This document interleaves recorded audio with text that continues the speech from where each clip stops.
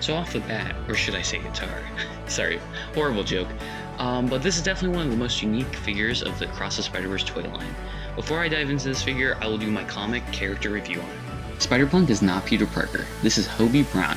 Even though in Earth 616 he is the Prowler and not the bad one, Miles' uncle. But in Earth 138, he is Spider-Punk. While little is known about this Spider-Man, here's what we know. In Earth 138, he was just a homeless kid. But one day, President Norman Osborn was doing some illegal toxic waste dumping that irradiated a spider. As you know, with most spider people, it bit Hobie and he turned into Spider-Punk, donning a new take, to say the least, of the original spider costume. He would then fight along many different music versions of the heroes we know, mainly punk versions, obviously. But this Spider-Man would even take on Norman Osborn and actually kill him by bashing his head in with this guitar. One notable accomplishment is that he beat an entire army of symbiotes by jamming out to his guitar, because sound waves aren't the best thing for symbiotes. And then he would later be enlisted by Superior Spider-Man to fight in the multiversal spider war known as Spider-Geddon. Now we got that out of the way, this is definitely a different version of Spider-Punk and not the one from the comics, and you can tell in a variety of ways really. Obviously the story is different in regards to the Spider War, so with the comics, it was Spider-Verse and Spider-Geddon, which Spider-Geddon still sucks as a name in my opinion. The Across the Spider-Verse movie, obviously that's the title, and yeah. Then there's the fact that the costumes are just so radically different from the one in the comics, right? And I will not lie, I also think this is one of my favorite characters, not just from the Across the Spider-Verse toy line, but overall from all Marvel Legends. First, the colors, like in my 2099 video, they're so bold and unique. It really encapsulates the whole Across the Spider-Verse and Into the Spider-Verse vibe, right? Which I know some people don't like the brighter colors, but personally I like to have my figures look unique. Like if I'm buying a figure, I want it to come from whatever it's coming from, right? So if I get a Spectacular Spider-Man one, I don't want it to look like regular Spider-Man, but with like his design. I wanted it to look like it came out of that cartoon, right? And I feel like the Marvel Legends Across the Spider-Verse toys have been doing that recently. Another thing that he has is the Spider-Verse body proportions, which I really love, and I know a lot of people don't, because it does look a little like wonky, but like I said, it's just like it's coming out of that movie. So it's a nice detail in my opinion. And also, let me tell you, this man feels tall. I don't know if it's because of the weird body proportions, because he is thin and he is like really lengthy.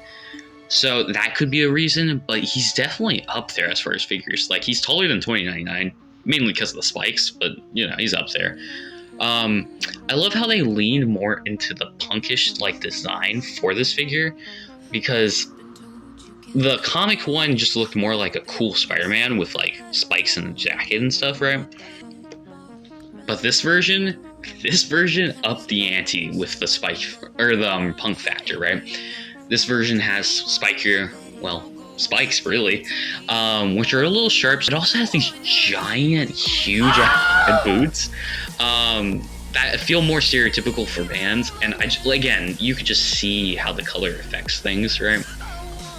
Then you can tell in the black part of the lenses that's this messy mascara look, and I'm in love with that. I don't know why, I never thought of like a Spider-Man costume having that, because it's a mask and all, so it was cool to see, honestly, right? And like it doesn't look forced, so that's really cool.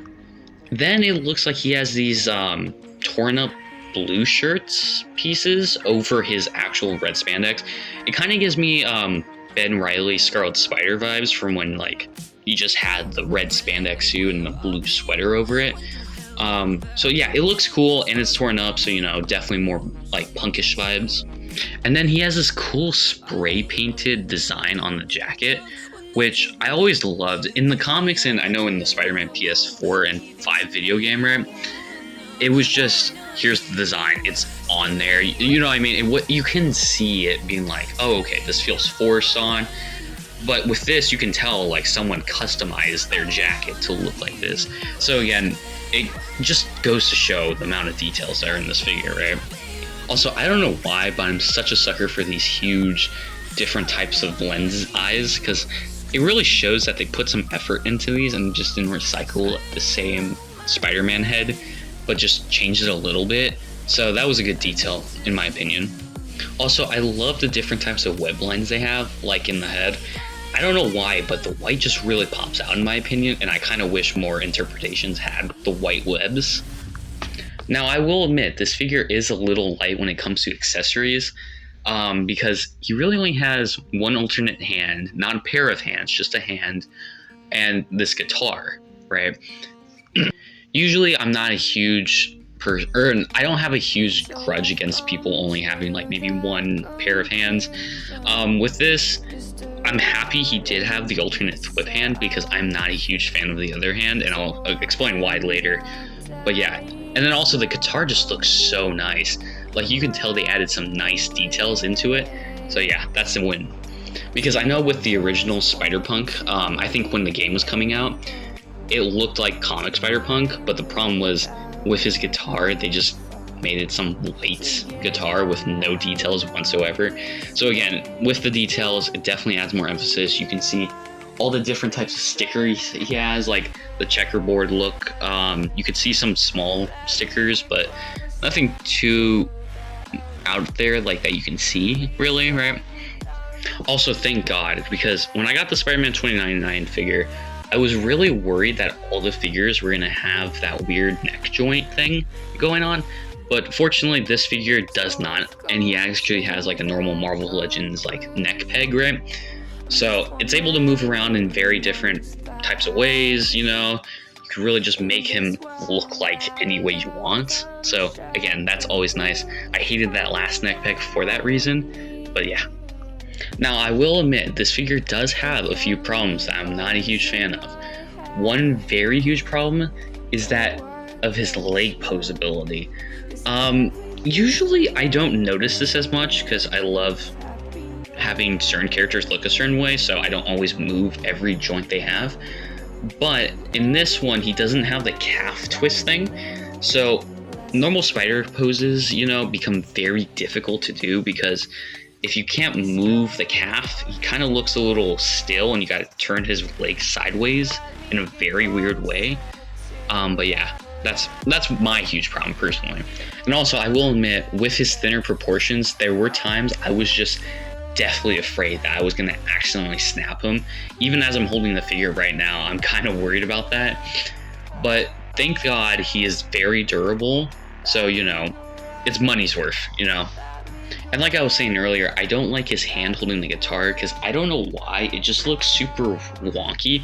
It's like he only has 2 fingers holding it and then like the 3 fingers kind of just chilling there doing nothing.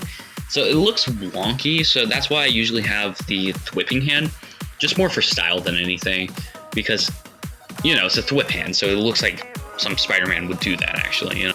Now, this is bittersweet. This is like the greatest benefit ever, and also the worst flaw I've ever seen in a figure, probably. So, the ab crunch. Normally with a figure, it's pretty limited with how far they can go, right?